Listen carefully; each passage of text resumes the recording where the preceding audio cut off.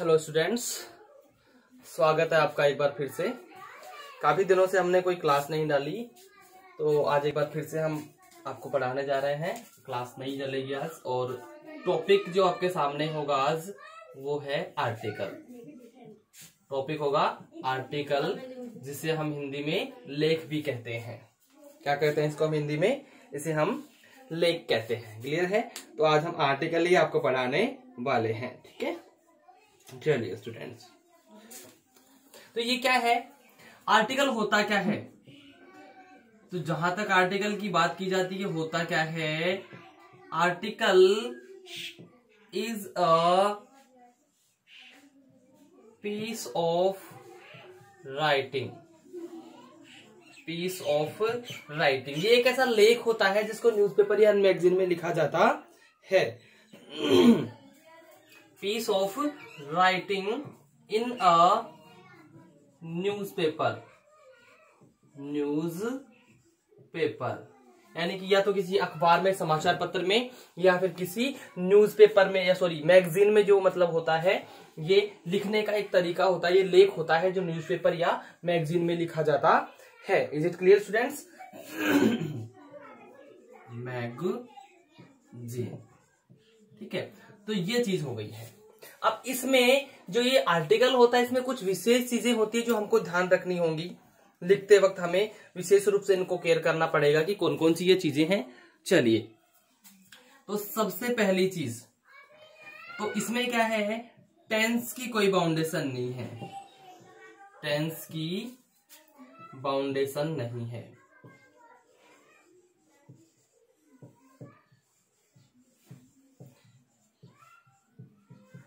ठीक है, टेंस का यूज, या टेंस बार बार नहीं लिखते अपन, यहां पे लिख देते हैं इसका यूज। इसका यूज आवश्यकता अनुसार किया जाता है।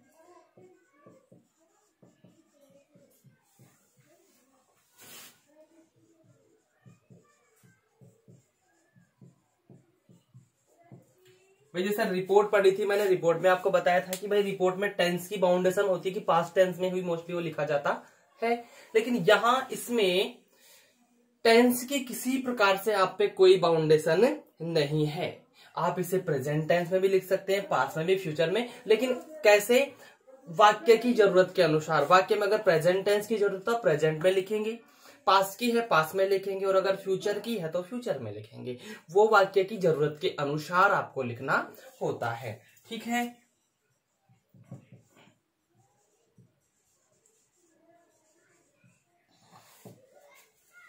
अगली चीज, सेंटेंस की आवश्यकता अनुसार। आवश्यकता अनुसार आप क्या करेंगे? सेंटेंस की आवश्यकता के अनुसार ही फर्स्ट, सेकंड या थर्ड पर्सन का यूज करेंगे। यानी आपको जहां ये लगता है कि भैया फर्स्ट पर्सन यूज किया जाना चाहिए, वहां फर्स्ट पर्सन करेंगे। सेकंड किया जाना चाहिए, वहां सेकंड करेंगे, और थर्ड किया जाना चाहिए, वहां पे थर्ड करेंगे। यहाँ पे बाउंडेशन नहीं कि भाई थर्ड पर्सन में ही लिखो, सेकंड में ही लिखो, या फर्स्ट में ही लिखो। आप अपने अनुसार कोई सा भी पर्सन इसमें यूज कर सकते हैं, लेकिन वो आपको देखना क्या है? सेंटेंस की जरूरत देखनी है कि भाई वाक्य में किस चीज की जरूरत है, उसी के हिसाब से आपको इसमें चेंज और इसमें आपको यूज करना पड़ेगा। Is it clear students? चलिए ठीक है, अब हम बात करते हैं कि लिखते वक्त क्या क्या चीजें ध्यान रखनी आपको पड़ती हैं। ठीक है, अब वैसे देखा जाए तो ये भी दो प्रकार के होते हैं, एक तो न्यूज़पेपर आर्टिकल और एक मैगजीन आर्टिकल, है कि नहीं? भाई यहाँ मैं आर्टिकल की बात कर रहा हूं, तो ये आर्टिकल जो है ना, ये लेख आर्टिकल, ये भी एक तो क्या होता है? न्यूज़पेपर के लिए लिखा जाता है, न्यूज पेपर आर्टिकल, और एक होता है ये मैगजीन आर्टिकल।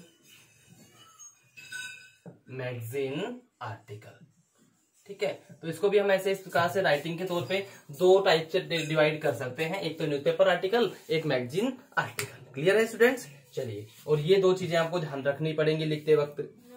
ठीक है, अब और मुख्य रूप से चीजें ये तो हो गई। इसके बाद आपको क्या ध्यान रखना है कि भैया इसका जो टॉपिक है जो भी है वो बड़ा आकर्षित होना चाहिए, दिखने में बड़ा ही अट्रैक्टिव टाइप का होना चाहिए। क्लियर है? ये चीजें हो जाएंगी। तीसरी चीज, टॉपिक क्या होना चाहिए? जो टॉपिक है ना, टॉपिक शुड बी शॉर्ट। पहली चीज तो क्या कि जो टॉपिक हम लिखेंगे छोटा होना चाहिए, और दूसरी चीज एंड अट्रैक्टिव। एंड अट्रैक्टिव कि जो भी टॉपिक हम लिख रहे हैं छोटा और आकर्षक होना चाहिए। छोटा और आकर्षक शीर्षक। टाइटल या टॉपिक जो हम लिखते हैं वो बड़ा ही लुभावना होना चाहिए, अच्छा लगना चाहिए, शॉर्ट भी होना चाहिए। ये नहीं कि 2-4 लाइन में तो हमने टॉपिक ही लिख दिया हो, नहीं, शॉर्ट होना चाहिए। क्लियर है? इसके बाद में ये हो जाएगा। फिर चौथी चीज इसमें क्या होगी? Name of writer. Name of writer in blank bracket, sorry blank नहीं, bracket, in bracket below the title. आपने जो टाइटल लिख दिया है उसके जस्ट नीचे, उसके जस्ट नीचे ब्रैकेट में आपको क्या करना है? लिखने वाले का नाम भी लिख देना है।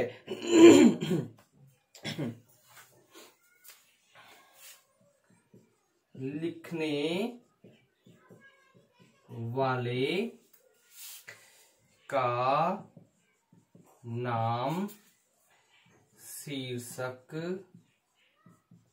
के नीचे कोष्ठक में, कोष्ठक में कहा लिखना है भैया? ब्रैकेट में लिखना है, और वो भी कहा? टाइटल के जस्ट नीचे वाली लाइन में आपको इसको लिखना होता है। ठीक है? उसके बाद में आपको जो इंट्रोडक्शन है, ठीक है, इंट्रोडक्शन शुड बी इफेक्टिव। इसका जो प्रस्तुतिकरण है वो क्या होना चाहिए? प्रभावी होना चाहिए। Introduction should be effective with facts and data कि भैया आंकड़े और तथ्यों के साथ में प्रस्तुतिकरण प्रभावी होना चाहिए। प्रस्तुतिकरण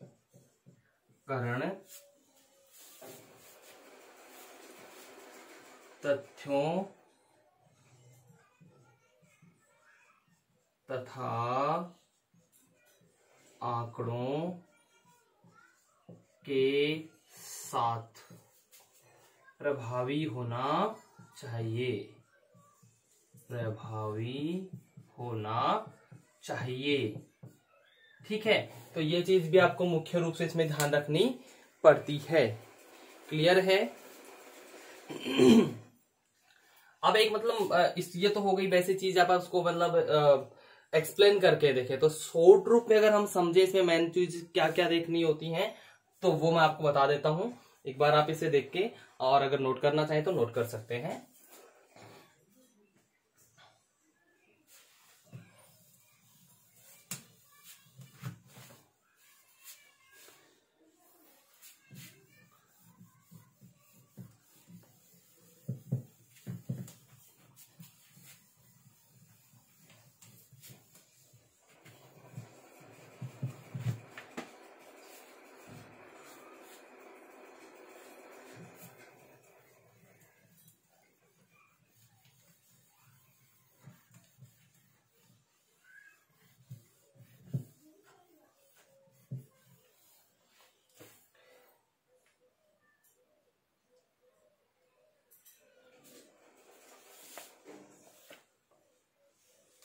चलिए इसको फॉर्मेट के तौर पे लेते हैं।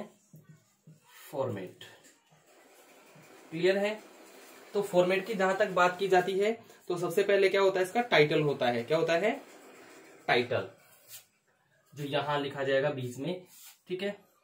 जैसे ये पेज है, हम यहां पे लिख देते हैं टाइटल।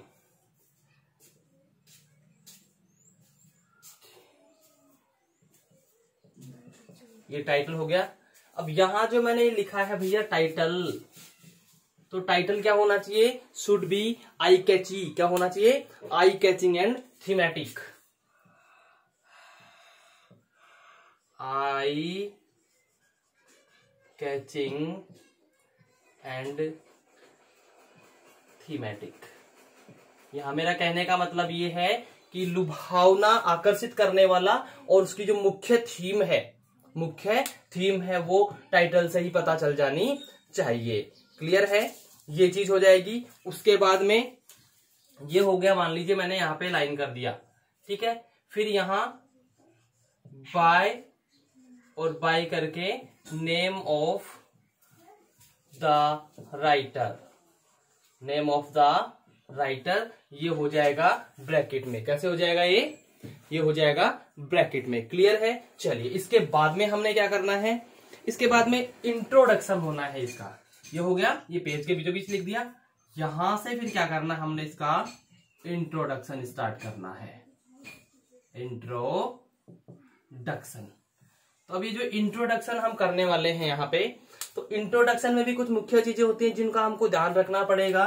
तो क्या क्या चीजें होंगी इंट्रोडक्शन में अपनी? बाय स्टार्टिंग, यानी जो स्टार्ट आप करेंगे इसकी, वो क्या होंगे? एकदम बिगिनिंग इसकी स्टार्टलिंग होनी चाहिए।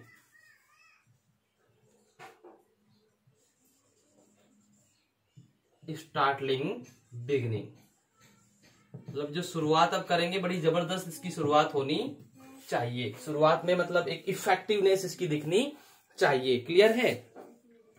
इसके द्वारा शुरू कर सकते हैं, या फिर बाय कोटेशन, किसी कोटेशन से, किसी कथन से शुरू आप इसको कर सकते हैं, ठीक है। या फिर कोई क्वेश्चन, रेटोरिक क्वेश्चन पूछ के भी आप इसको शुरू कर सकते हैं, बाय रेटोरिक क्वेश्चन। उससे रिलेटेड प्रभावशाली कोई प्रश्न आप पूछ सकते हैं, मतलब ऐसा प्रश्न जो मतलब सोचने पे मजबूर करे, ऐसा प्रश्न पूछ के भी आप इसको शुरू कर सकते हैं। या फिर कैसे शुरू कर सकते हैं? By giving facts, by giving, इसको मैं इधर ही लिख देता हूं, बाय गिविंग फैक्ट्स। इससे रिलेटेड जो तथ्य हैं, तथ्य देख के भी आप इसको शुरू कर सकते हैं। तो इस प्रकार से आप इसका इंट्रोडक्शन देंगे। शुरुआत में इंट्रोडक्शन आपका इस प्रकार, आपने इसका इस प्रकार से करवाना है। उसके बाद में आप एक्सपोजिशन करते हैं उसकी। क्या करते हैं? एक्सपोजिशन, यानी उसका विस्तार करते हैं। ये परिचय हो गया, ठीक है। इसके बाद हम करते हैं इसका एक्सपोजिशन।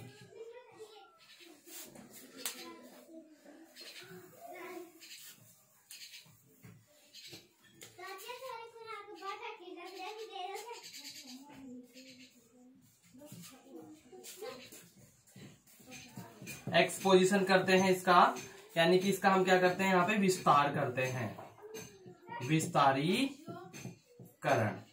चलिए, अब विस्तारीकरण हम करते हैं तो कैसे करेंगे? फैक्ट वगैरह के साथ, डेटाज के साथ में इसका विस्तारीकरण हमको करना है।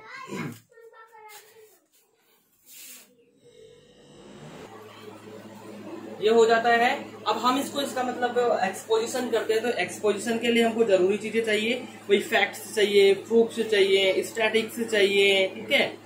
तो स्टार्ट कैसे कर सकते हैं? By facts, proofs and statistics. तो हम क्या है भाई, तथ्य हैं या सबूत हैं या फिर जो आंकड़े हैं, इनसे भी शुरू कर सकते हैं, इनसे भी शुरू कर सकते हैं, कंपैरिजन से और कॉन्ट्रास्ट से भी शुरू कर सकते हैं हम इसको, ठीक है। बाय कंपैरिजन,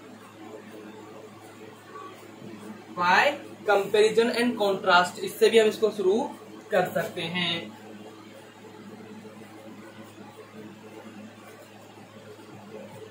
यानी कि तुलना करके भी हम इसको शुरू कर सकते हैं, कॉन्ट्रास्ट यानी प्रतिद्वंदिता बताते हुए भी इसको शुरू हम कर सकते हैं। ये मतलब एक्सपोजिशन की बात कर रहा हूँ। ये शुरुआत तो यहाँ से हो जाती है अपनी, या तो कोई स्टार्टलिंग बिगिनिंग करेंगे, मतलब चौंकाने वाली बिगिनिंग करेंगे, या फिर कोटेशन देंगे कोई, या फिर मतलब सोचने को मजबूर करने वाला क्वेश्चन पूछ लेंगे, या फिर फैक्ट्स देके हम इसको शुरू करेंगे, फिर इसका विस्तार देंगे।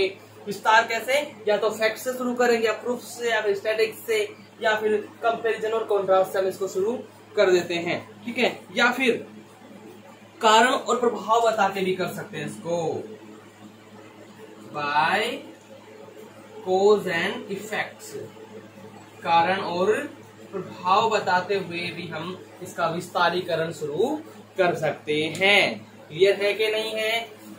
इसके बाद ये हो जाने के बाद हमने इसका कंक्लूजन दे देना है। भाई बहुत बड़ा नहीं होता है ये कोई बहुत बड़ा लिखने को नहीं होता है। इसका लास्ट में हमने कंक्लूजन देना होता है। कंक्लूजन का मतलब होता है निष्कर्ष।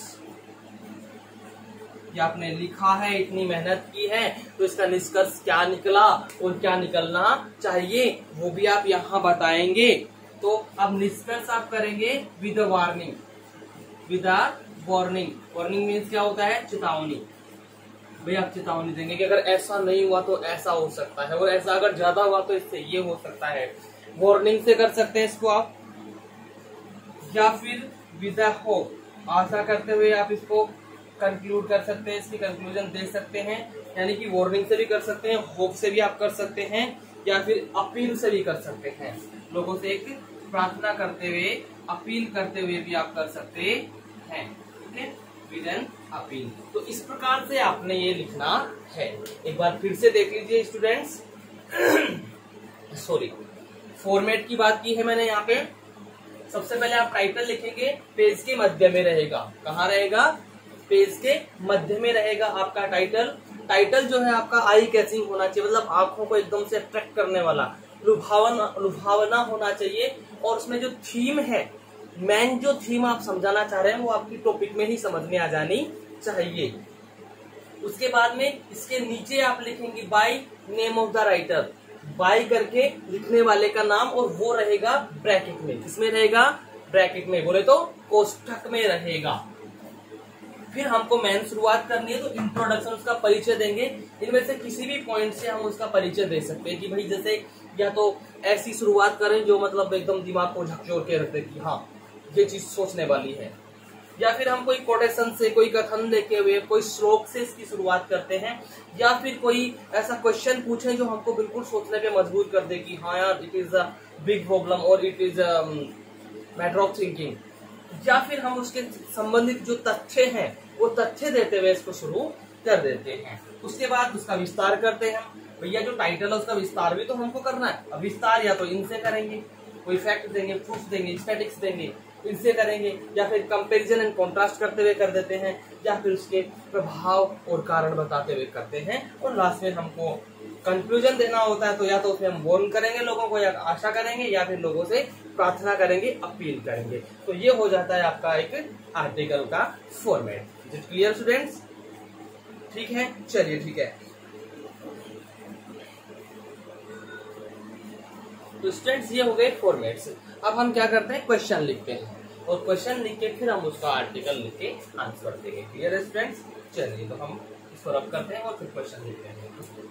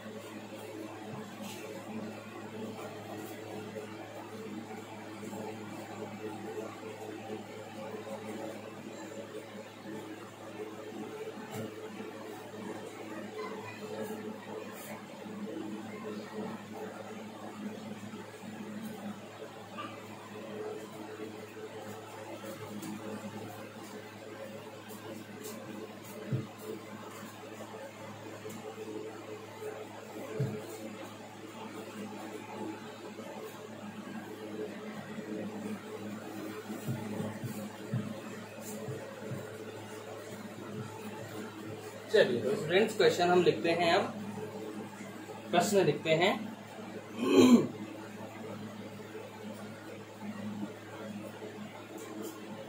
Question,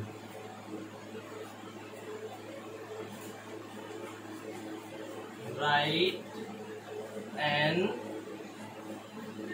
article in about 100 words on in, किसमें लिखना है भाई, न्यूज़पेपर में लिखना है कि मैगजीन में लिखना है, वो भी तो लिखा जाएगा ना। Right an article in about 100 words in the Indian express, the Indian express. ये हो गया नेम ऑफ न्यूज़पेपर। किस में लिखना है, किस पे लिखना है, ठीक है, वो भी इसमें आएगा। इन ऑन, जैसे मान लीजिए ज्वलनशील मुद्दा रहा था, कुछ विमुद्रीकरण वाला था ना, नोटबंदीकरण वाला, वो उस पे हम लिख देते हैं, ठीक है।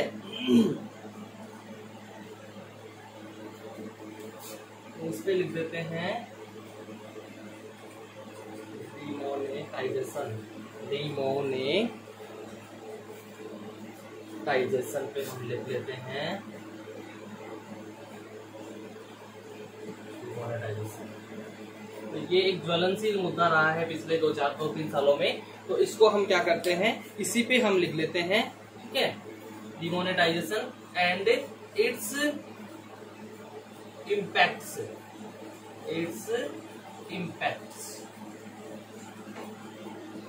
भाई मुद्रा विमुद्रीकरण और उसके प्रभाव, किस पे लिखवा रहा है हमसे, विमुद्रीकरण और उसके प्रभाव पे हमको ये लिखवा रहा है, ठीक है। तो बात करें इस क्वेश्चन की, तो मतलब नोटबंदी हुई थी, नोटबंदी में क्या क्या हुआ, कैसे कैसे स्टार्ट किया, किसने स्टार्ट किया, ये सारी चीजें आपको यहाँ पे इसमें लिखनी है इस क्वेश्चन में। क्लियर है? कि आपको लगभग 100 शब्दों में इंडियन एक्सप्रेस में पब्लिश करने के लिए आपको एक लिखना है,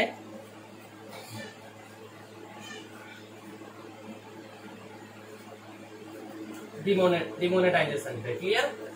नोटबंदी जिसे हम कहते थे, विमुद्रीकरण, नोटबंदी। क्लियर है? इस पे आपको ये लिखना है, ठीक है। तो अभी क्वेश्चन लिखिए, ठीक है, इसको रब कर देते हैं। अब इसका आंसर हम लिखते हैं।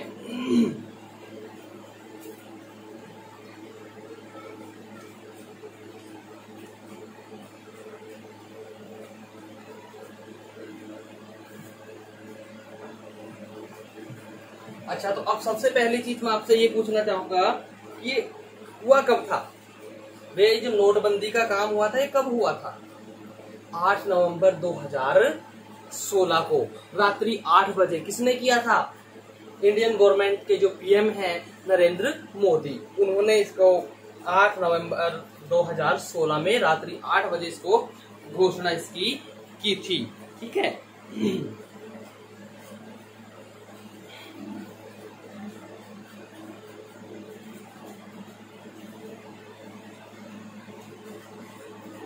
चलो स्टार्ट कर रहे हैं। सबसे पहले क्या लिखे हम? Demonetisation and its impact. Demonetisation and its impact, ये लिखिए जी, मैं कैपिटल लेटर्स में लिख लेता हूं इसको।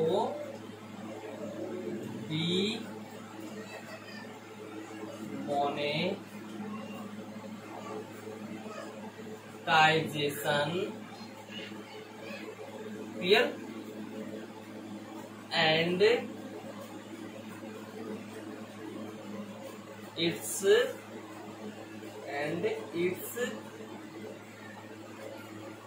इम्पैक्ट्स, ये हो गया demonetisation and it's impacts.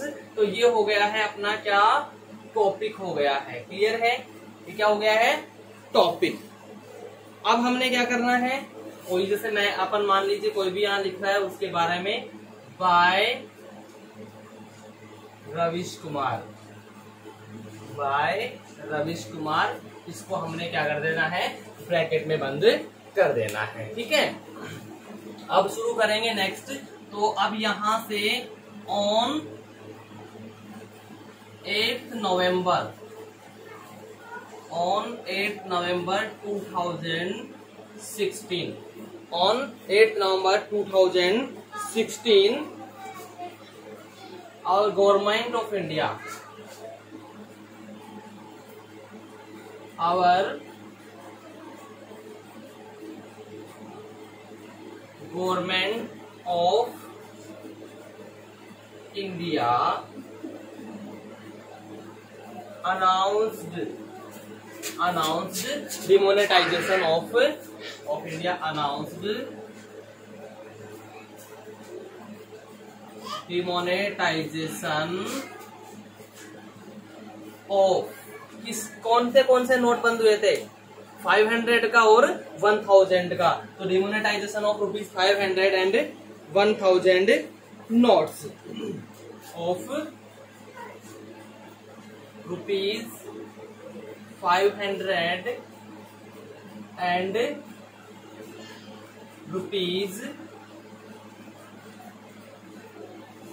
₹1000 notes. तो डिमोनेटाइजेशन कौन कौन से नोट्स का हुआ था भैया? 500 के नोट्स बंद हो गए थे और 1000 के नोट्स भी बंद हो गए थे। तो इन्हीं की नोटबंदी की गई थी या किसी और की गई थी? ये दो ही हुए थे ना। चलिए, तो इनकी आप यहाँ पे क्या हो गई थी? नोटबंदी कर दी गई थी। कब की थी भैया? 8 नवंबर 2016 को किसने की थी? इंडियन गवर्नमेंट ने। ठीक है, और it was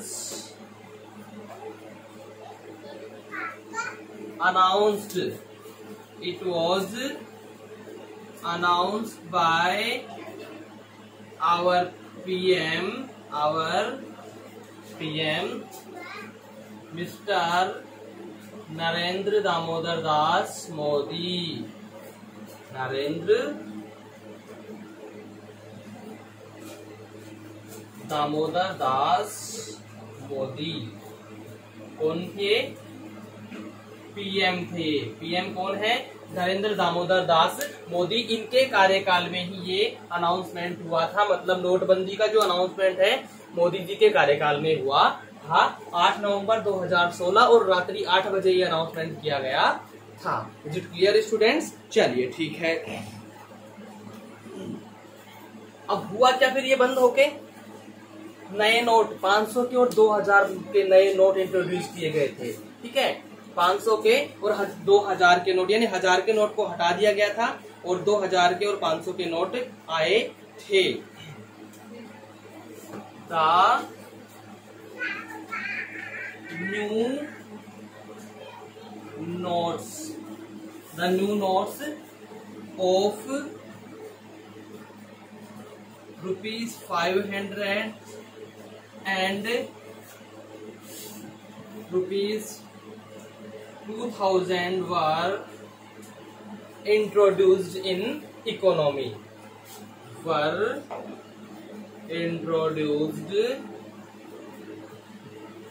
in Indian economy।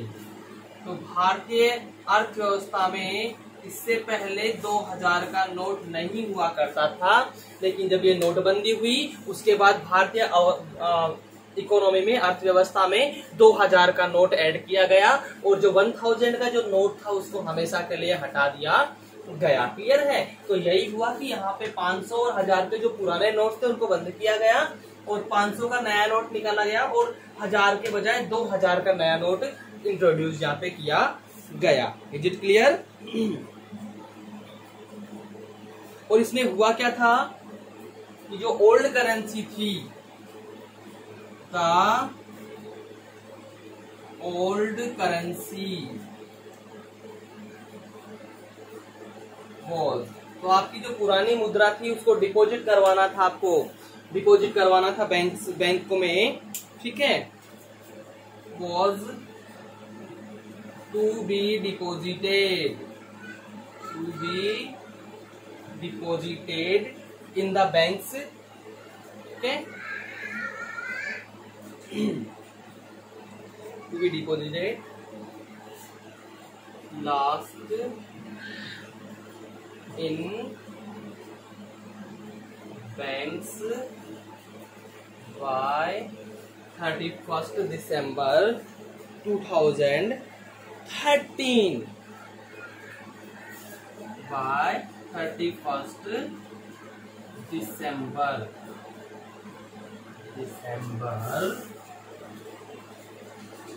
2060। और साथ ही साथ ये भी आदेश निकाला गया था कि जो भी पुराने नोट्स हैं आपके पास, आप उन्हें 31 दिसंबर 2016 तक क्या करेंगे, अपने जो बैंक्स हैं उनमें जमा करा दें और वहां से आप नए नोट एक्सचेंज करवा सकते हैं। उसके लिए भी आपको लाइंस में लगना पड़ा था, 2-2 हजार रुपए निकलवाने के लिए, 4-4 हजार निकलवाने के लिए आपको लंबी कतारों में लगना पड़ा था। ये भी इसमें हुआ था। क्लियर है? चलिए जी। अच्छा, अब ये जो डेट थी, ये निकल जाने के बाद क्या था कि भैया स्ट्रिक्ट से स्ट्रिक्ट पनिशमेंट दिया जाएगा, ठीक है, जिसके पास ये बैंड नोट्स मिलेंगे, ठीक है। आफ्टर दिस डेट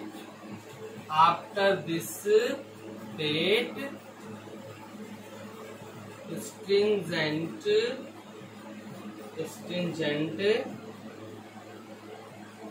पनिशमेंट यानी दंड, ठीक है। तो इसमें क्या हुआ कि भैया अगर इसके बाद में इस दिनांक के पश्चात जो भी भारतीय नागरिक क्या करेगा, प्रतिबंधित मुद्रा चलाएगा, तो उसे क्या किया जाएगा, दंडित किया जाएगा, स्ट्रिक्टली रूप से, ठीक है। was given to the citizen कि जो भी नागरिक जिनके पास ये बैन नोट्स मिलेंगे, ठीक है, वो उनको पनिशमेंट दिया जाएगा विथ बैंड नोट्स। यानी कि इसमें आदेश में ये कहा गया था कि 31 दिसंबर 2016 के बाद अगर किसी के पास भी ये मुद्रा मिलती है, कौन सी वाली, जिसपे बैन कर दिया गया है, तो उसको क्या किया जाएगा, सरकार के द्वारा उसको दंडित किया जाएगा। ये उसमें आदेश निकाला गया था।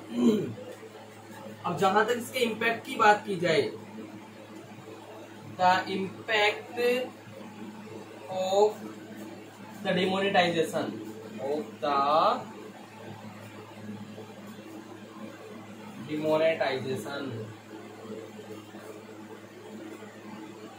Was positive. इसका जो प्रभाव था वो क्या था, सकारात्मक।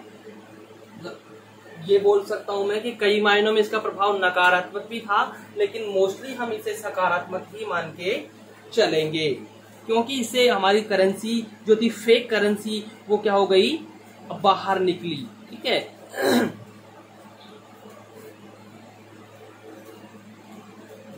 जो फेक करेंसी थी वो बाहर निकली और हुआ क्या, वो जो मतलब टेररिस्ट एक्टिविटीज थी उनसे भी थोड़ा सा क्या हुआ, फायदा मिला, ठीक है। फेक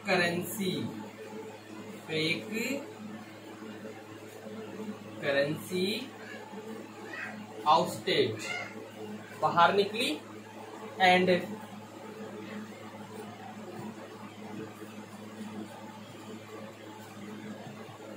जो आतंकवादी गतिविधियां थी, जो टेररिस्ट एक्टिविटीज थी, ठीक है, and terrorist activities were controlled,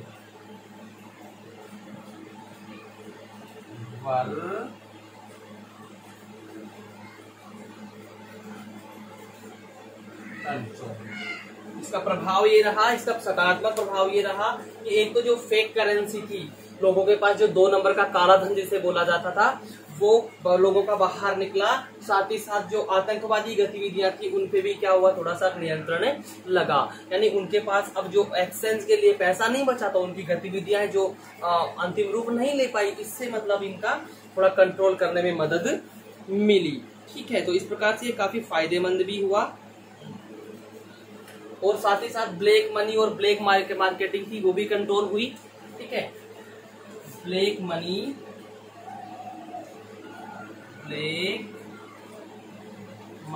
and black marketing, काला बाजारी, ब्लैक मार्केटिंग।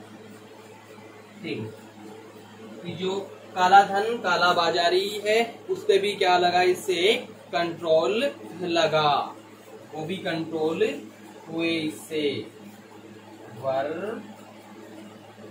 कंट्रोल। हम ये नहीं कह सकते कि भैया पूरी तरीके से इसका प्रभाव सकारात्मक रहा, कुछ मायनों में इसका प्रभाव नकारात्मक भी रहा, लेकिन उसका कारण ये रहा कि जो सिस्टम था उसने इस नीति का साथ नहीं दिया, सिस्टम की वजह से ही थोड़ा फेलियर रहा। बाकी इसमें काफी फायदा भी मिला कि भैया जो गलत करेंसी थी वो निकली, गतिविधियां आतंकवादियों की कम हुई, साथ ही साथ ब्लैक मनी और ब्लैक मार्केटिंग यानी काला धन, काला बाजारी पे भी क्या हुआ, नियंत्रण लगा, इस पे भी नियंत्रण हुआ। अब इसका एम क्या था, एम क्या था, the aim of demonetisation of this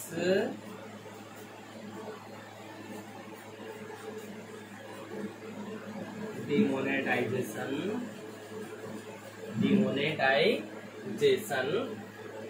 was to ousting fake currency,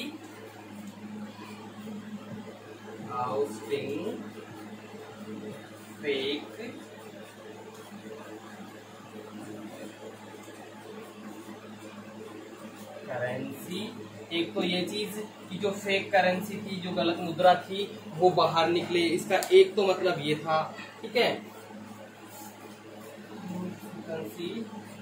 to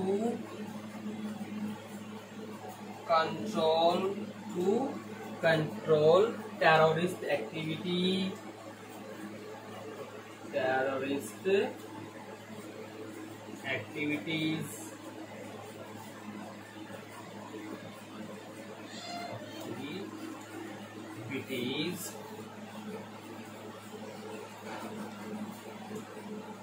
and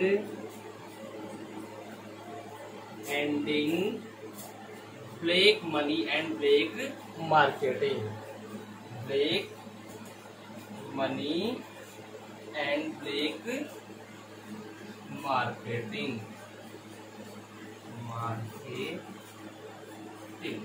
ठीक है।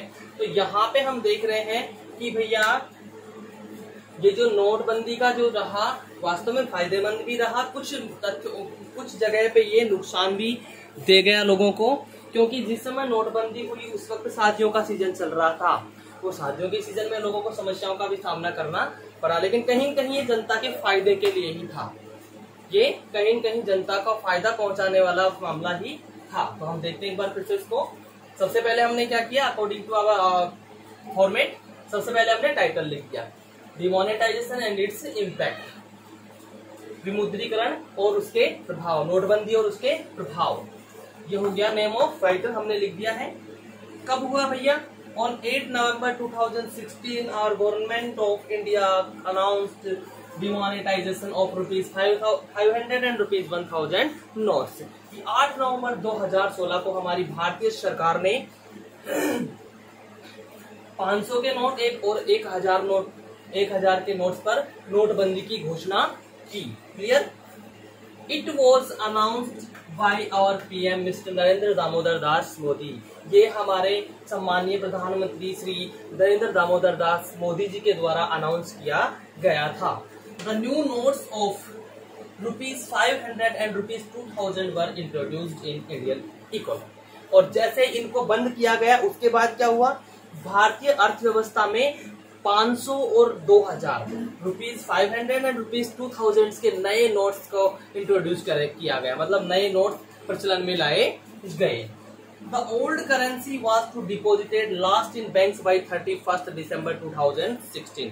उसमें यह भी बताया गया कि जो पुरानी मुद्रा है उसे आपको क्या करना है, 31 दिसंबर 2016 तक बैंक्स में जमा करवा देना है, क्योंकि अगर उसके बाद आप जमा करवाते हैं तो बैंक उनको जमा नहीं करेंगे और आपकी वो जो करेंसी हो ब्लैक मनी में काउंट की जाएगी, उसके लिए आपको सजा भी दी जा सकती है। क्लियर है?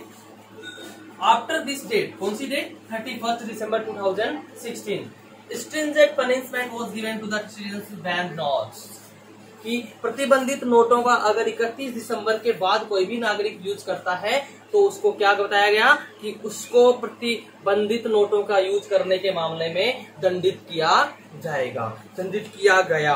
क्लियर है? फिर अब इसके the impact of the demonetisation was positive. ये जो डिमोनेटाइजेशन थी, ये डिमोनेटाइजेशन के जो प्रभाव थे बड़े ही सकारात्मक थे। फेक करेंसी आउटस्टेड, जो गंदी फेक करेंसी थी, जो मतलब गलत पैसा था, वो क्या हुआ, बाहर आया। टेररिस्ट एक्टिविटीज पे नियंत्रण लगा, आतंकवादी गतिविधियां, टेररिस्ट एक्टिविटीज मतलब आतंकवादी गतिविधियां, इन पे नियंत्रण लगा। Black money and black marketing were controlled, काला धन और काला बाजारी पे भी क्या हुआ, नियंत्रण लगा, मतलब काला बाजारी बंद हुई और काला धन आना बंद हुआ। The aim of this demonetisation, इस विमुद्रीकरण का, इस नोटबंदी का उद्देश्य क्या था, टू आउटस्टैंड फेक करेंसी, जो मतलब गलत मुद्रा है उसको बाहर निकालना। To control of this demonetisation, to control terrorist activities, जो आतंकवादी गतिविधियां हैं उन पे नियंत्रण करना। And ending black money and black marketing, और काला धन और काला बाजारी की समाप्ति करना, ये उसका उद्देश्य था। तो ये हुआ हमारा डिमोनेटाइजेशन पे article. Is it clear students? चलिए ठीक है, ये हुआ। चलिए एक और हम लिख लेते हैं, एक क्वेश्चन हो गया, एक क्वेश्चन और लिख के उसका आंसर करते हैं। ठीक है, आप इसे नोट कर सकते हैं। तो स्टूडेंट ये जो हमने लिखा है ये क्या है, ये एक हम ये कह सकते हैं कि ये एक डिस्क्रिप्टिव आर्टिकल है, और किस पे है, वर्बल इनपुट्स पे है। किस पे है, वर्बल इनपुट्स पे, यानी कि इसे हम क्या कर सकते हैं, descriptive article, descriptive article based on verbal, इस पे डिपेंड है, ये कौन से इनपुट्स पे है, ये वर्बल इनपुट्स पे। किस पे है भैया, वर्बल इनपुट्स पे, वर्बल इनपुट्स पे। क्लियर? तो ये वाला जो हमने लिखा है वर्बल इनपुट्स पे लिखा हुआ है। इसके बाद हम लिखते हैं विजुअल इनपुट्स पे। किसके लिखते हैं, विजुअल इनपुट्स पे। तो ये कौन सा था, एक बार फिर से बता देता हूँ, ये डिस्क्रिप्टिव आर्टिकल था और वर्बल इनपुट्स पे बेस्ड था, वर्बल इनपुट पे आधारित था।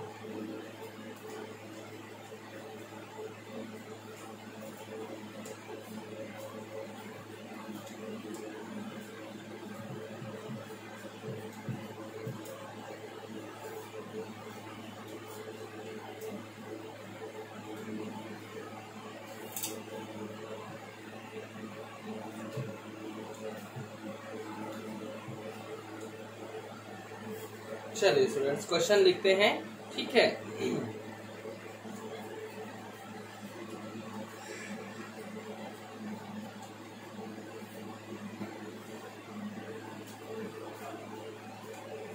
क्वेश्चन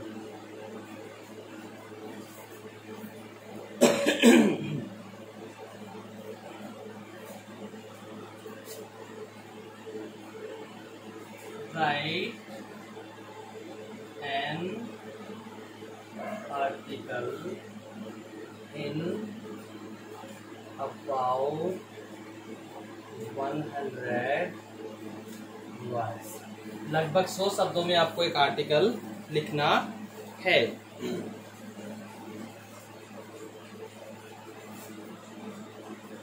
किस पे लिखना है, मान लीजिए हमें रोड सेफ्टी पे, मैं मान लेता हूँ कि रोड सेफ्टी पे लिखना है हमको। ठीक है,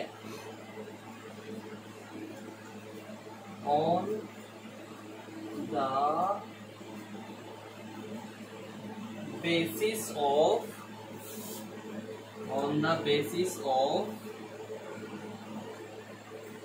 following visual inputs on road safety safety. किस पे लिखना है? रोड सेफ्टी पे लिखना है।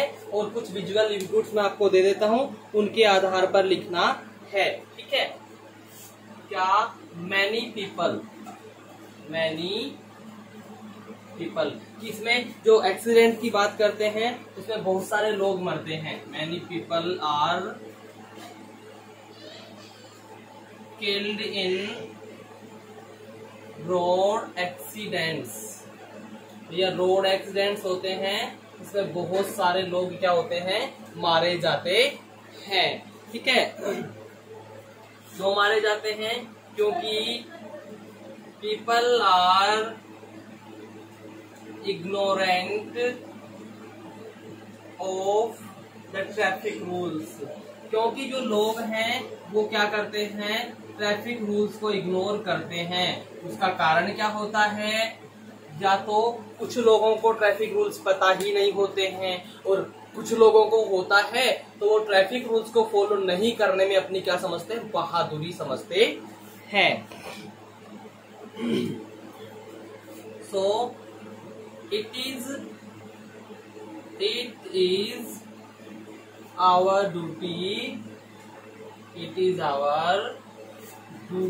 to teach our children about the traffic rules या फिर rules of the road safety, about the rules of road safety। तो इन चीजों को, इन विजुअल्स को ध्यान रखते हुए हमने क्या करना है? एक आर्टिकल लिखना है कि भैया बहुत सारे लोग रोड एक्सीडेंट से मरते हैं। उसका कारण होता है कि पीपल क्या करते हैं? ट्रैफिक रूल्स को इग्नोर करते हैं। तो हमारा ये कर्तव्य बनता है कि हम अपने बच्चों को ट्रैफिक रोड की जो सेफ्टी है, ट्रैफिक रूल्स जो है, रोड सेफ्टी की जो रूल्स है उनके बारे में पढ़ाएं, बताएं, जिससे कि वो उनके प्रति सजग हो सके, जागरूक हो सके। ये हमारा ही एक मतलब कर्तव्य बनता है। क्लियर है? तो ये हो गया क्वेश्चन। 100 शब्दों में आपको इन इनपुट्स के आधार पर रोड सेफ्टी पे क्या लिखना है? आर्टिकल तैयार करना है। चलिए तो आगे बढ़ते हैं और लिखते हैं हम इसको।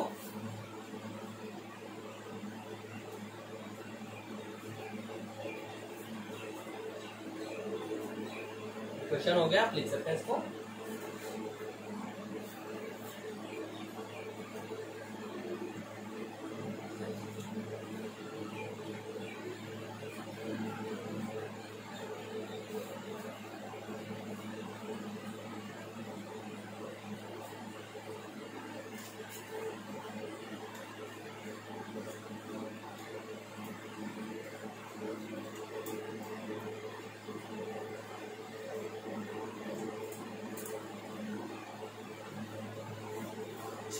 ठीक है, तो सबसे पहले तो हम देखते हैं इसका टॉपिक क्या होगा। आपने क्वेश्चन में देखा टॉपिक क्या होगा इसका? Road safety. ROAD, road safety.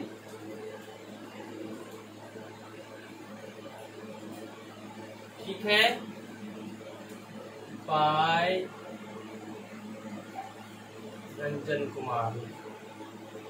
Clear?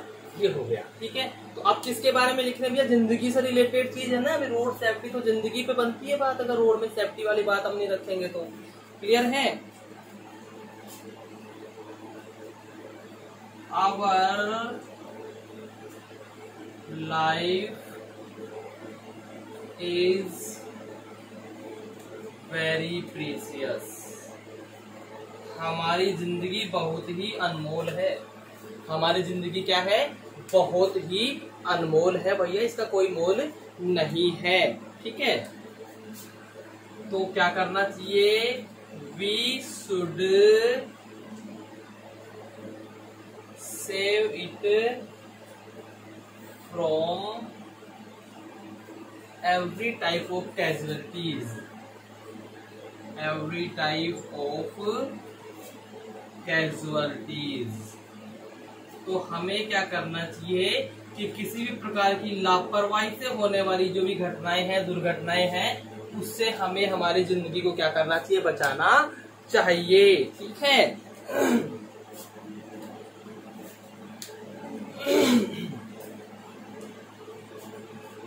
we should also teach our youngsters, हमारे जो मतलब हमसे छोटे हैं उन्हें भी हमें सिखाना चाहिए कि how to be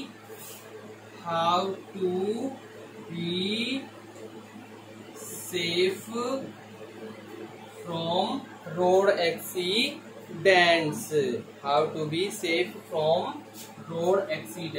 हमें उनको भी सिखाना चाहिए कि भैया हम अपने आप को रोड एक्सीडेंट से कैसे सेफ कर सकते हैं। ये चीजें हमें विशेष रूप से ध्यान रखनी चाहिए, हमें अपने बच्चों को सिखाना चाहिए।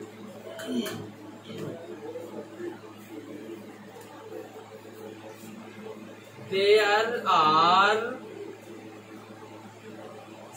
some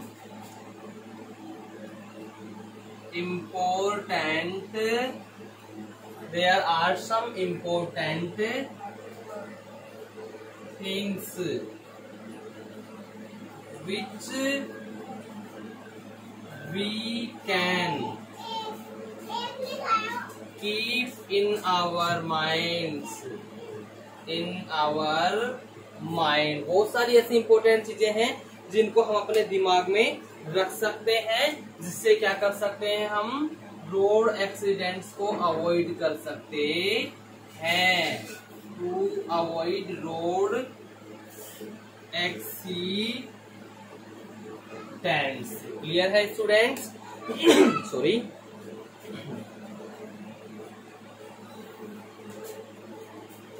तो उसके लिए क्या करना चाहिए, द स्कूल गोइंग चिल्ड्रन, जो स्कूल जाने वाले बच्चे हैं उनको भी रूल्स बताने चाहिए। Children should be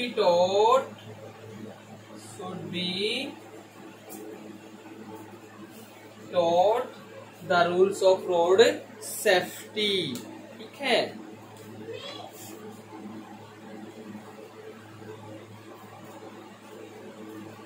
rules of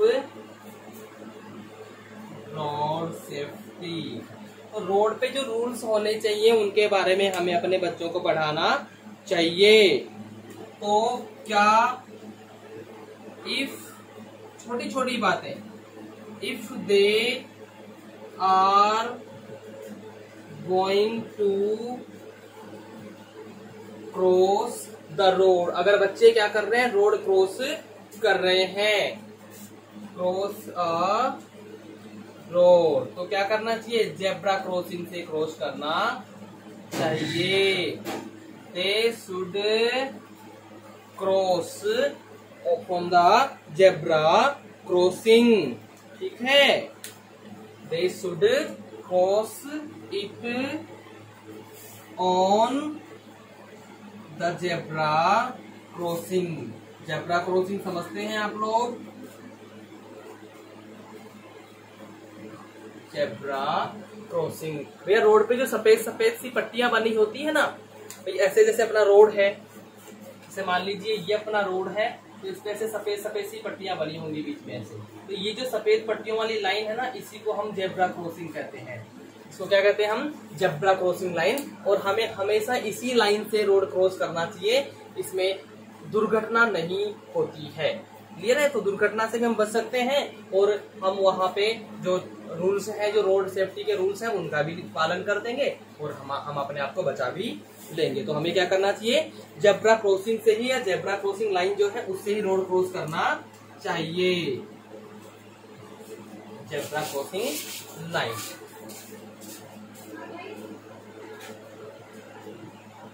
clear है? चलिए, इसके अलावा अगर बच्चे बस में चढ़ रहे हैं, ठीक है, इफ दे आर स्कूल में जाते हैं ना आजकल तो बच्चे बसों में जाते हैं, तो बस में चढ़ते हैं। इफ दे क्लाइम अ बस, इफ दे क्लाइम अ बस, they should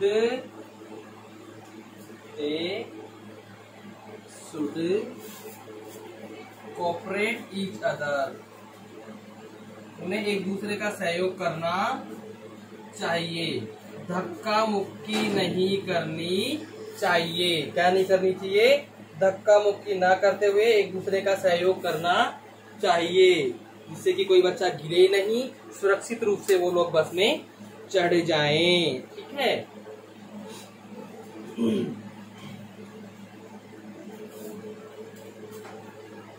They should not jostle, they should not jostle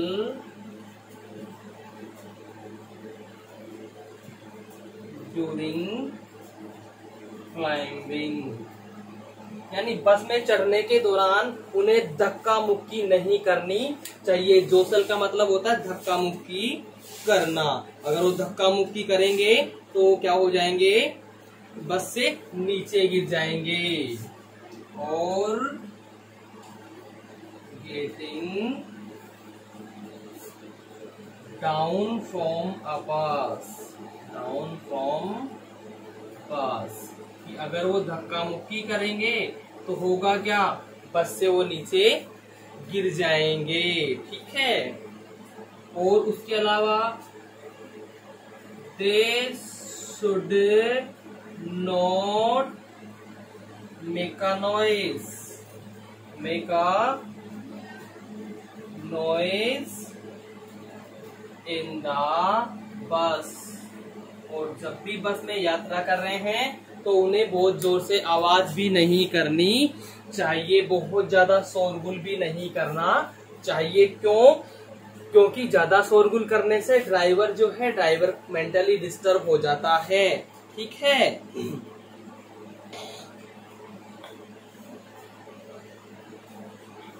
अगर if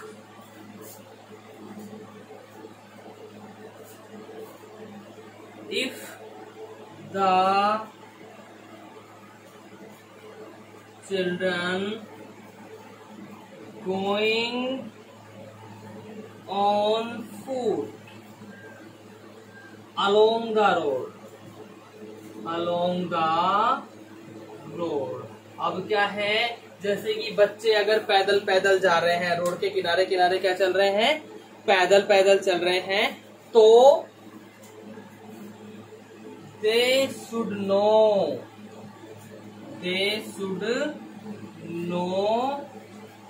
the signboards of the road, road पे जो साइन बोर्ड्स लगे होते हैं ना, उनकी उन्हें जानकारी होनी चाहिए। ऑफ द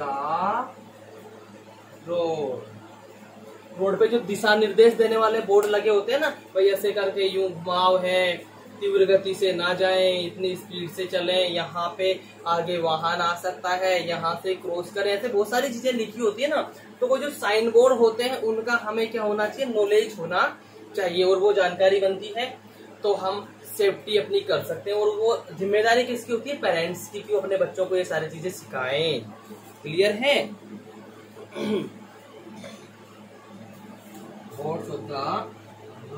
क्लियर है? तो अब ये करेगा कौन? ये हमारी ड्यूटी है। तो it is everybody's duty to learn that rules. So it is everybody's duty to, so it is everybody's duty to learn the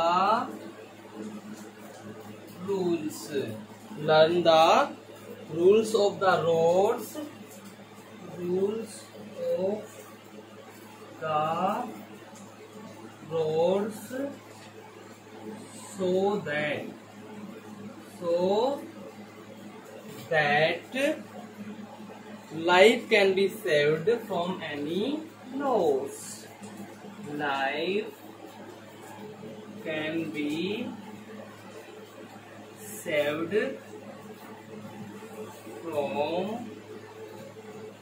any loss. Clear है भाई? तो ये हो गया है हमारा एक और आर्टिकल, ठीक है। और इस आर्टिकल का मैंने पहले ही बताया था, ये क्या है? Descriptive article based on visual inputs. क्या है ये?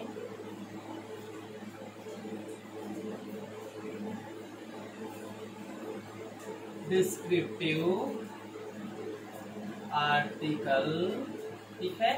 डिस्क्रिप्टिव आर्टिकल है बेस्ड ऑन विजुअल इनपुट्स। इस पे इनपुट्स पे है, ये विजुअल इनपुट्स पे बेस्ड है, ठीक है। पिछला हमने जो पढ़ा था वो भी डिस्क्रिप्टिव था, लेकिन वो किस पे था? वर्बल इनपुट्स पे था। ये हमने जो पढ़ा है ये क्या है? ये भी डिस्क्रिप्टिव आर्टिकल है, लेकिन ये किस पे है? ये विजुअल इनपुट्स पे बेस्ड है। ये किस पे बेस्ड है? विजुअल इनपुट्स पे बेस्ड है। क्लियर है स्टूडेंट्स?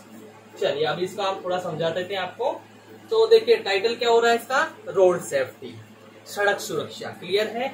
लिखने वाले ये भाई साहब हैं। सॉरी, इसको ब्रैकेट में बंद करना था, ये ब्रैकेट में बंद कर दिया। चल, our life is very precious. हमारी जिंदगी बहुत ही मूल्यवान है, बहुत कीमती है भैया, है कि नहीं है? कोई सोचता है कि चलो मैं मर जाता हूँ यार, मजाक थोड़ी होता है कि चलो मैं मर जाता हूँ, ऐसा थोड़ी होता है। सबकी कीमती होती है जिंदगी। तो हमें क्या करना चाहिए? So we should save it from every type of casualties. इसलिए हमें हमारी जिंदगी को हर प्रकार की लापरवाही से भरी हुई, लापरवाहियों से होने वाली दुर्घटनाओं से बचाना चाहिए। भाई जो अकस्मात हो गई वो तो हो ही सकती है, उसमें तो हम कुछ नहीं कर सकते। सडनली हमारी डेथ आ गई तो आ गई, पर अगर हम लापरवाही की वजह से हमारे अपने आप को कोई नुकसान पहुंचाते तो वो हमारी गलती है। तो उससे हमें अपने आप को क्या करना चाहिए? सेव करना चाहिए। We should also teach our youngster how to be safe from road accidents. हमारे जो हमसे छोटे लोग हैं, हमसे जो छोटे हैं घर में, परिवार में, समाज में, हमें उन्हें सिखाना चाहिए, पढ़ाना चाहिए कि किस प्रकार से जो रोड एक्सीडेंट्स है उससे हम अपने आप को सुरक्षित कर सकते हैं। यानी उन्हें बचने के तरीके सिखाने चाहिए, रोड रूल्स फॉलो करने के तरीके बताने चाहिए। There are some important things which we can keep in our mind to avoid road accidents. अब यहाँ पे कुछ इम्पोर्टेंट, कुछ महत्वपूर्ण चीजें हैं जिन्हें हम हमारे दिमाग में रखें, और उन चीजों को हमारे दिमाग में रखकर हम किसी भी प्रकार का जो रोड एक्सीडेंट है उससे बच सकते हैं और अपने लोगों को बचा भी सकते हैं। जैसे क्या क्या करना है भैया? उसके लिए हमें कौन कौन सी चीजें करनी पड़ेंगी? तो देखिए, the school going children should be taught the rules of roads. सड़क के जो नियम है भैया, रोड के जो नियम हैं वो हमें स्टार्टिंग किससे करनी चाहिए? स्कूल जाने वाले बच्चों से ही सिखाना चाहिए, क्योंकि सबसे छोटे बच्चे होते हैं, जब जा रहे होते हैं स्कूल, उनका दिमाग उस कंडीशन में होता है कि कोई भी चीज हम उसे बताते हैं तुरंत वो उसको कैप्चर करता है। तो उस वक्त हमें ये चीजें उनको सिखाने की आवश्यकता होती है, और उस वक्त हम सिखाएंगे तो बहुत अच्छे से सीख पाएगा। तो सबसे पहली चीज, स्कूल में जाने वाले बच्चों को हमें रोड के रूल्स सिखाने चाहिए। If they are going to cross the road, हमें उन्हें बताना चाहिए कि बेटा अगर आप रोड क्रॉस कर रहे हैं तो रोड क्रॉस कहाँ से करें? They should cross it on the zebra crossing line. सड़क पे जो जेब्रा क्रॉसिंग लाइन होती है उसी से आप रोड क्रॉस करें। ये मैंने बताया, जैसे ये रोड जा रहा है NH-48, ये इसपे सफेद सफेद धारियां होती हैं, तो ये सफेद जो पट्टियां होती हैं ये वाली, इसको ही क्या कहते हैं? जेब्रा लाइन कहते हैं। इसको क्या कहते हैं? जेब्रा लाइन कहते हैं। इस पे हम क्रॉस करते हैं, तो अगर बाई द चांस हमारा एक्सीडेंट होता है उसमें हमारी गलती भी नहीं मानी जाएगी, और मोस्टली ये होता है कि इससे क्रॉस करते हैं हमारा एक्सीडेंट नहीं होता, चांसेस बहुत कम हो जाते हैं। क्लियर है? चलिए फिर, इफ दे क्लाइंब ए बस, अगर बच्चे क्या करते हैं? बस में चढ़ते हैं, they should cooperate. If they climb a bus they should cooperate each other. बच्चे अगर बस में चढ़ रहे हैं तो क्या करना चाहिए? उन्हें एक दूसरे का सहयोग करना चाहिए। कोऑपरेट यानी सहयोग करना, एक दूसरे का सहयोग करना चाहिए, एक दूसरे का साथ देना चाहिए बस में चढ़ने में। क्योंकि देखते हैं हम बच्चे दौड़ के आते हैं एकदम से और उससे चढ़ने की कोशिश करते हैं, धक्का मुक्की। वो क्यों होती है? क्योंकि घर से उनको गाइडेंस नहीं किया जाता। भाई स्कूल में गाइड किया जाएगा, बच्चे को स्कूल में गाइड करते हैं, बेटा लाइन से जाना, लाइन से जाते हैं, लेकिन जब घर से आते हैं ना तो भाग भाग के, और स्कूल से एकदम से निकलते हैं भाग भाग के, जब तक कि कोई टीचर सामने ना आए भागते रहते हैं। ये गलत चीजें है। तो हमें एक दूसरे का सहयोग करते हुए बस में चढ़ना चाहिए। They should not jostle each other. Jostle का मतलब होता है धक्का मुक्की करना। क्या होता है? धक्का मुक्की। तो भैया जब भी बस में चढ़ रहे हो तो ध्यान रहे कि धक्का मुक्की ना हो। होता है ना, मुझे जाने दे पहले, मुझे। उस चक्कर में क्या होता है, गलती से किसी पे लग गया या हमारा गलती से हाथ छूट गया, नीचे गिरेंगे, बस के टायर के नीचे आएंगे और स्वाहा हो जाएगा भाई। तो ये चीजें नहीं होनी चाहिए ना। तो इसलिए हमें बस में चढ़ते वक्त, जब बस में चढ़ रहे हैं तो भैया धक्का मुक्की तो बिल्कुल भी नहीं करनी चाहिए। बस में चढ़ने के दौरान हमें धक्का मुक्की बिल्कुल भी नहीं करनी चाहिए, नहीं तो क्या होगा, बस से गिर जाएंगे, और बस से गिरेंगे तो गिरते ही क्या होगी, जय सिया राम, स्वाहा, राम नाम सत्य हो जाएगा। ठीक है। दे should not make a noise in the bus. अब बस में तो चढ़ गए, ठीक है भाई, चढ़ गए, लेकिन वहां पे भी हमें ध्यान रखना चाहिए कि शोरगुल नहीं करना चाहिए। क्योंकि जब हम शोरगुल करते हैं तो जो ड्राइवर भैया चला रहे होते हैं ना, उनका ध्यान टूटता है, उनका कंसंट्रेशन भंग होता है, और उससे एक्सीडेंट्स के चांस बढ़ जाते हैं। इसलिए हमें शांति से बैठना चाहिए, ड्राइवर को भी कोऑपरेट करना चाहिए। ठीक है। If the children are going on foot along the road, on foot यानी पैदल जाना, तो रोड के किनारे पे अगर बच्चे पैदल जा रहे हैं तो उस दौरान they should know the sign boards of the road. Road पे जो साइन बोर्ड्स लगे होते हैं उनकी जानकारी बच्चों को होनी चाहिए, अगर पैदल जा रहे हैं तो भी। ऐसे नहीं कि हमें पता है भाई सदा चलो तुम बाएं हाथ, याद रखो ये मेरी बात, बाएं हाथ चलना है, हम बाएं हाथ नहीं बीच में चल रहे हैं सड़क के, हम सड़क हमारी, हमारे बाप की भाई, बीच ऐसे नहीं चलना है भाई, लेफ्ट साइड में हमको चलना है। ठीक है। और जब भी घूम रहे हैं तो पीछे देख के घूमे कि भाई कोई साधन तो नहीं आ रहा है, आगे भी देख लें एक बार, क्योंकि कई बार रॉन्ग साइड से भी आ जाते हैं लोग, तो हमें वो चीजें देखनी है। क्लियर?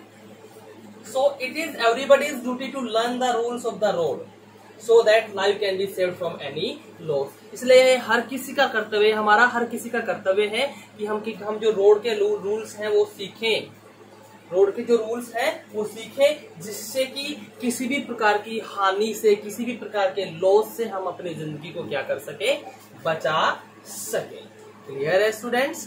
तो एक हमने आज पढ़ा वर्बल इनपुट्स पे डिपेंड डिस्क्रिप्टिव आर्टिकल, और दूसरा हमने पढ़ा विजुअल इनपुट्स पे बेस्ड डिस्क्रिप्टिव आर्टिकल। क्लियर है? चलिए, आशा करता हूँ आपको ये समझ में आया होगा, और अगर फिर भी कोई प्रॉब्लम होती है तो आप कमेंट बॉक्स में डाल सकते हैं, समाधान आपको वहां से प्रदान किया जाएगा। Thank you very much.